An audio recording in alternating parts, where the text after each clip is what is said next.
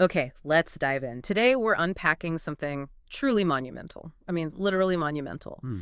We're talking about a structure that is, well, it's just an incredible feat of engineering. Hmm. Required massive vision, absolute grit. Absolutely. We are doing a deep dive into the Chenab Rail Bridge. The highest in the world. Exactly. And we've gathered, a bunch of articles, research notes, all detailing this huge project high up in the Indian Himalayas. Yeah, quite the stack of info here. So our mission today, let's cut through maybe the dense technical stuff, pull out the really vital insights, the surprising bits. Get to the core story. Yeah, why was it built? What were the challenges? And wow, were there challenges? How'd they do it? And what does it all mean now, quickly, engagingly for you? And looking at this material, you immediately see this wasn't just, another bridge project. The sheer scale, the difficulty Yeah, jumps off the page. it really does. Sets the stage for like an epic engineering battle against nature. It's a story of determination. Totally. So where does an idea this big even start? Well, it goes back decades, actually. The sources mention the idea of connecting Kashmir by rail surfaced way back in the late 70s. Under Indira Gandhi, right. That's right. But formal approval, that didn't happen until much later, 1994, under PV Narasimha Rao. Okay, so a long gestation period and the main goal. Fundamentally, it was about linking the Kashmir Valley directly into India's main railway network. Strategic connection, yes, but also stimulating economic activity. And there's that key practical reason, too, all-weather access. Exactly. You think about those Himalayan roads, Mm-hmm. snow cuts them off completely in winter. Right, a train line avoids that. Provides that crucial year-round lifeline. And this bridge, it's actually just one part, a key part, mind you, of a bigger project, the Udhampur-Srinagar-Baramulla Rail Link, the USBRL. Ah. It all feeds into that grand vision. You hear about it sometimes, Kashmir to Kanyakumari by rail, north to South India. Wow, but they must have known early on how incredibly difficult this specific crossing would be. Oh, absolutely. There was a detailed survey back in '97, specifically how to figure out the road into Srinagar. Yeah. And it confirmed what you'd expect, really. Traversing the Pirapandal Himalayas meant tons of tunnels, obviously. Mm. But the biggest hurdle, crossing the Chenab River Gorge, This massive canyon. incredibly deep. Hmm. The spot they identified is between Cowrie and Bakhul stations, high above the river. And the conditions there, I mean, the sources don't mince words. No, challenging is putting it mildly. It's a major seismic zone. Zone V, highest risk for powerful earthquakes. Not ideal for a giant bridge. Not at all. Plus, the geology is fractured, unstable ground, difficult for foundations. And on top of all that, it's in a region with security concerns. So, layer upon layer of difficulty. So deep gorge, earthquake risk, unstable ground, security. How do you even start to design something meant to last 120 years in that environment? That's where the engineering story really takes center stage. It had to be something special. Which brings us to the bridge itself. Let's unpack what it actually is, based on the details we have. Yeah. Headline stat: world's highest railway bridge. Also, world's highest arch bridge. Double record holder. That's the one everyone knows. And the comparison that just makes your jaw drop. 359 meters, that's 1,178 feet above the riverbed. Mm-hmm. The sources are clear. 35 meters taller than the Eiffel Tower. Wow. Just imagine that. Stacking another 35 meters on top of the Eiffel Tower, that's the height needed to get a train across. It really makes you pause, doesn't it? Absolutely staggering. So the structure itself, steel and concrete. Total length is 1,315 meters, so over 4,300 feet. Right, and that's broken down. There's an approach section about 530 meters leading up to the main event. Pretty big arch. Yeah, the 785-meter-long deck arch bridge spanning the gorge.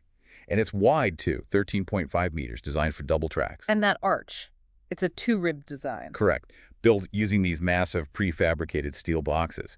And interestingly, they later filled the cords, parts of the truss structure, with concrete for extra strength and stability. The main span of that arch alone, along the curve, is 467 meters. That's over 1,500 feet. And the weight, just the steel arch structure, over 10,600 tons. Incredible. Supported by pylons, too. Yep, two big ones, attached by cables, one 130 meters tall, the other 100 meters. That level of detail paints quite a picture, and clearly this wasn't designed in-house. No, definitely not. The sources list multiple international firms. WSP Finland, Leon Hard, Andre and partner from Germany, Vienna Consulting Engineers. A real global effort. Makes sense. You'd need that expertise. Absolutely. Given the extreme height, the deep gorge, the wind, the seismic risks, an arch design like this was deemed the most robust solution. You needed the best minds. Okay, so we have the vision, the insane challenge, and what they built. Now, the really juicy part. How? How did they build this thing in such a remote, difficult spot? Well, the logistics were just a nightmare initially, those steep Himalayan slopes. Yeah. Getting there was the first problem. Right, connectivity was basically zero at the start. Pretty much. And here's a detail from the sources that blew my mind. Initially, they had to use horses and mules. No way. To start this massive project. Yep. To reach the site, transport the very first bits of equipment and materials. Animal power for a record-breaking bridge. That's quite the image. Humble beginnings. Talk about it. But obviously, that wasn't sustainable. So they painstakingly built temporary access roads, carved them into the mountains, 11 kilometers on the north bank, 12 on the south. Slowly opening it up. Exactly. That allowed them to bring in the real heavy machinery. The sources mention things like the world's tallest crossbar cable cranes, essential for lifting those huge steel sections way up high. So let's talk specifics, those engineering problems and the clever solutions. The unstable slopes for the foundations. Yeah. What did they do? Massive consolidation grouting.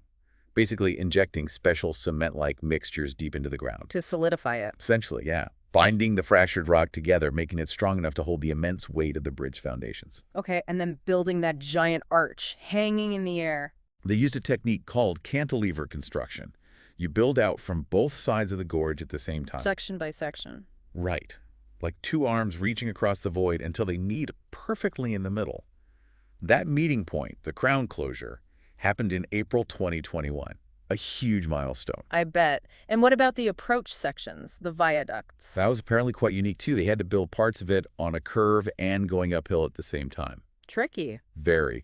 They used incremental launching, pushing completed deck sections out into position, but doing that on both a curve and a gradient simultaneously. The sources say that was a first for Indian railways. Wow. Niche but impressive. Definitely an engineering feat. And safety. Built into the design from the start, given the risks. Oh, massively. They used blast-resistant steel and concrete, another first for Indian railways on this scale, according to one source. Blast resistant. Yeah, designed to withstand high-intensity explosions, equivalent to maybe 40 tons of TNT. Also designed for Richter 8 earthquakes, extreme cold, down to -20°C, and incredible wind speeds up to 266 kilometers per hour. Built like a fortress. Essentially. Lifespan designed for 120 years, trains up to 100 kilometers. It's incredibly robust. And key players involved in solving these challenges.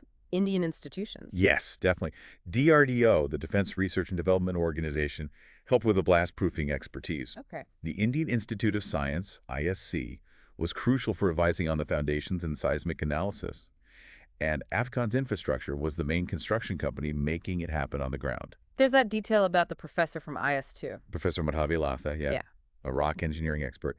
She apparently spent 17 years advising specifically on slope stability and foundations for this one project. 17 years. That's dedication. Incredible focus. And speaking of focus, they even set up a top-tier NABL-accredited testing lab right there on site. Another first for Indian Railways. Apparently so. Allowed for constant, high-level quality control of every material, every bit of work.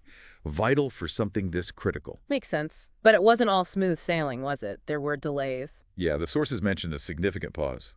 Construction actually stopped in late 2008. Why? Concerns were raised about safety and stability, specifically related to the design in that challenging location. So work halted for about 2 years. Until they modified the design. Exactly. Resumed in 2010 after modifications were approved. But then they got back on track. Milestones started falling. Yep. Base ports done by November 2017. Yep. The big arch closure, April 2021. The golden joint moment. That's what one source called the final structural completion in August 2022. Then track laying started early 2023. Trial runs June 2024. Leading up to the big one, the official opening. Just recently, according to the sources, inaugurated and opened for regular trains by Prime Minister Modi on June 6, 2025. And they mentioned him walking on the bridge, taking an engine ride. Symbolic moments. Definitely, marking the culmination of decades of effort. Okay. So the impact now that it's open, what does it actually change? Well, the big thing is it finally delivers that direct train service to the Kashmir Valley, something talked about for over 70 years. That all-weather link becomes real. Precisely. Less dependence on that highway that gets blocked by snow or landslides. Plus, there's the strategic advantage for moving personnel or supplies. And new train services are starting. Sources mention Vande Bharat Express trains are planned, connecting places like Katra and Srinagar. That should cut travel times significantly. So what does this boil down to for you, the listener? It means a region that was much tougher to reach by rail is now connected. Simple as that. Easier travel, potential boost for tourism, trade, and just fundamentally integrating that region more closely with the rest of the country. It's a physical connection realized. Looking back, it's just an incredible story, isn't it? Truly extraordinary. From an idea decades ago to using horses and mules, battling unbelievable engineering hurdles, delays, and finally, the world's highest railway bridge carrying trains. It really is more than just concrete and steel. It's a symbol, Yeah. right? Overcoming immense obstacles. Yeah, a testament to ingenuity, courage, persistence. Definitely. Pushing boundaries against some of nature's toughest challenges. It really makes you think. What else is possible? If you can build this here, what other seemingly impossible infrastructure projects could be achieved with that same kind of determination and innovation? That was a great thought to end on, something for all of us to ponder. Thank you for joining us on this deep dive into the Chenab Rail Bridge. Absolutely remarkable. We hope it gives you a real appreciation for that mix of, bold vision and just sheer hard work it takes to build something this ambitious.